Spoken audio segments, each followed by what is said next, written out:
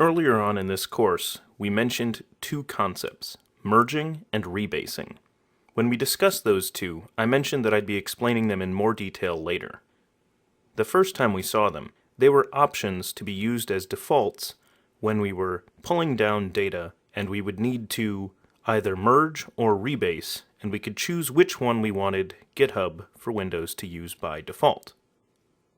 I'll be explaining the differences between these two scenarios, merging and rebasing, by using examples of each one. We'll take a look first at an example of merging, and then we'll go into an example of rebasing. We'll then take a look at when rebasing can actually be a dangerous operation. There are some reasons why many people recommend against using rebasing, but there are also many developers that will tell you that rebasing should be used as often as possible.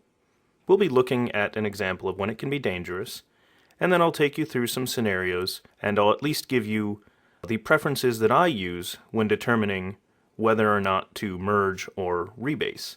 However, keep in mind that teams should decide which approach makes most sense for their situation, as the amount of information stored in each portion of your history is going to be determined by which approach you take by default in certain scenarios.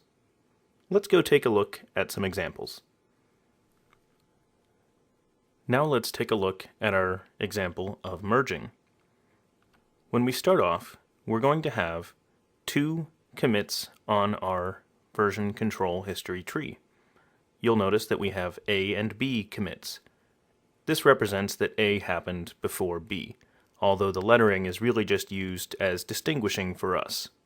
In the back end, you'll remember that Git is actually using a special unique identifier to track each one of these. In our case, we're going to try to represent that a little bit more visually rather than using a long unique identifier. We're going to have a developer make a new commit of his own. We'll represent this by having the commit on a separate path. You'll notice that we deviated a little bit. This has to do with how Git works. You'll remember that each developer is working on their own local workspace, and they have local repositories, and that effectively makes it so there are branches that are different from those in the central location. While our developer is working on their own stuff, other people are committing and pushing into the centralized location. So we'll occasionally get other commits there. And our developer will continue working while everybody else on his team occasionally might commit something. And we'll end up with, maybe a few commits that they've put in here. And we won't worry too much about how the other developers got their commits in there. But suffice to say that we eventually need to merge our code back in. So at the completion of, say, this feature that we're working on, it's important to us that we commit this back to everyone else. We've committed 3 change sets here, F, G, and H, and now we need to send these back. We have 2 options. We can either merge our changes back in, or we can rebase. Since this is the merging example, let's take a look at how a merge would work.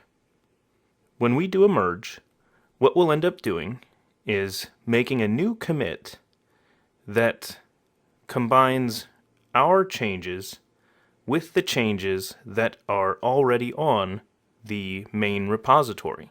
This new commit is going to end up being represented as a merge commit on the main tree.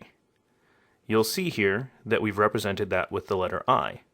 So everyone who looks at the history on the main branch there will see our change set that commits all of our branched changes that we've just merged in. And that's an example of a merge. Now that we've seen a simple merge, let's take a look at one example of how rebasing would act differently. We'll start off with the same 2 commits. We'll have A commit and B commit. A happens before B, and then when our developer goes to make his own change locally, we're going to go ahead and just call this one F again, as we're going to have the same example as before when we start off. So while our developer is working on his changes locally, another developer pushes in a change that makes it to the centralized repository. The developers on the team continue checking in, and so does our example developer. All these commits continue happening, and our developer eventually finishes F, G, and H commits. Now this feature is done. In our last example, we had our developer do a merge to combine his changes back in, where there was a merge commit added on as the newest commit on the main branch. In this scenario, we're going to look at a rebase instead and see how that changes things.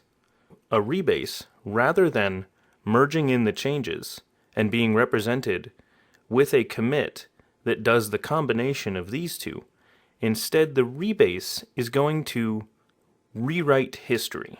Instead of F depending on B as its starting point, we're going to pretend that we didn't start working on F until E, the last commit on that history there, was already committed. When we do this, our rebase is going to end up looking like this. So now when we send this to everyone else, they will not see a merge commit, they will see a straight line.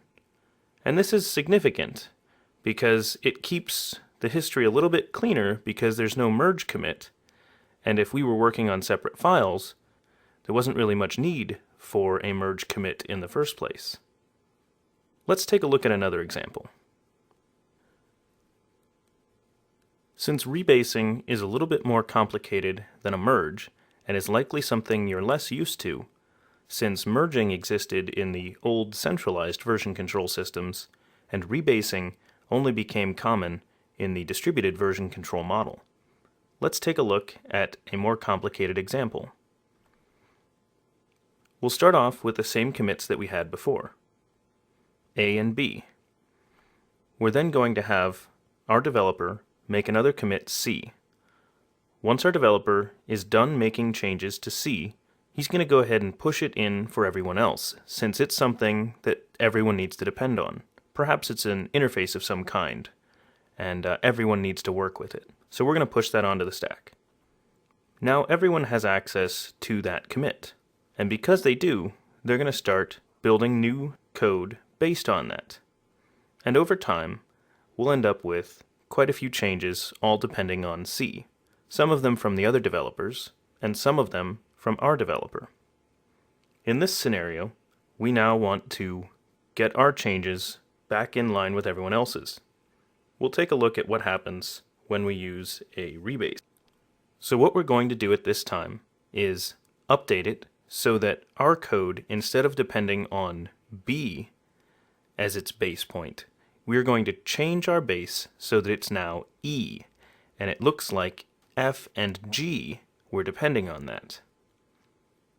The reason why we did not take C with us is because we rebased, which means that it checked and saw that the code C already existed in that line and said that we didn't need to add that in because C already existed and we were depending on it. So we merely updated our code F and G to match with that new base. That means that we're able to save ourselves a little bit there since C existed in both places.